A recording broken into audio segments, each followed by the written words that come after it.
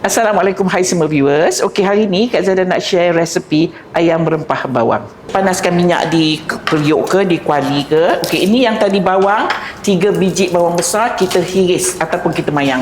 Tak kisahlah mayang macam ni boleh, mayang yang melintang pun boleh ya. So kita nak tumis ni dulu. Okey. 4 ni 1 2 3 sekawan ya. Kayu manis cengkeh dengan bunga lawang atau bunga pekak, dan kita guna bay leaf. Okey, sementara nak tunggu bawangnya jadi, okey kita nak kisar ni.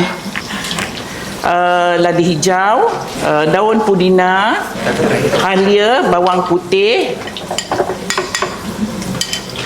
dan lada hitam. Lada hitam biji. Okey, letak air sikit.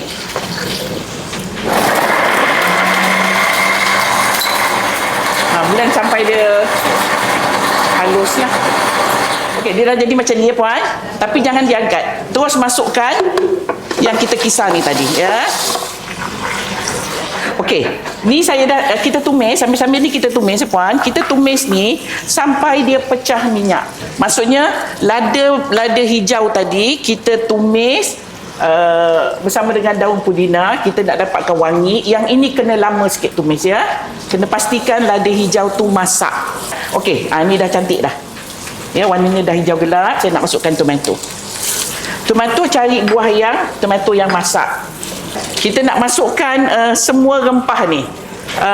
Lada serbuk, kita nak masukkan serbuk ketumbar, serbuk jintan putih, garam masala dan sedikit serbuk kunyit. Saya kecilkan api ya bila saya masukkan dalam periuk ni, sebab kita tak nak rempah kita semua tu hangus. Kemudian kita masukkan sedikit air.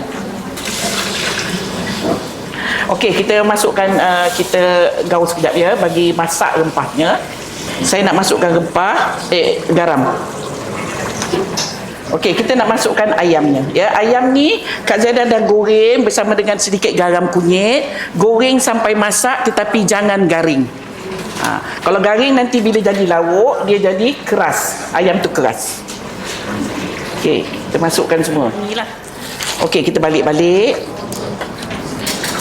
Lauk kita dah masak sebenarnya, ayam dah masak, jadi kita tak perlu risau. Kita nak masukkan yogurt. Yogurt ya. Yogurt ni saya bancuh sikit dengan air, jadi supaya dia cepat larut. Dan kita nak masukkan sedikit kicap untuk nak dapatkan warna saja, bukan masak kicap Saya nak dapat warna gelap aja sikit pada lauk kita. Saya pakai kicap manis ya. Lauk ni dia tidak berkuah macam lauk kari. Okey, kita nak masukkan daun ketumbar. Dah masak dah lauk kita. Alhamdulillah, dah pun siap resepi kita hari ini, iaitu ayam rempah bawang buat tetamu Kak Zaidah. Untuk perempuan di luar sana, selamat mencuba.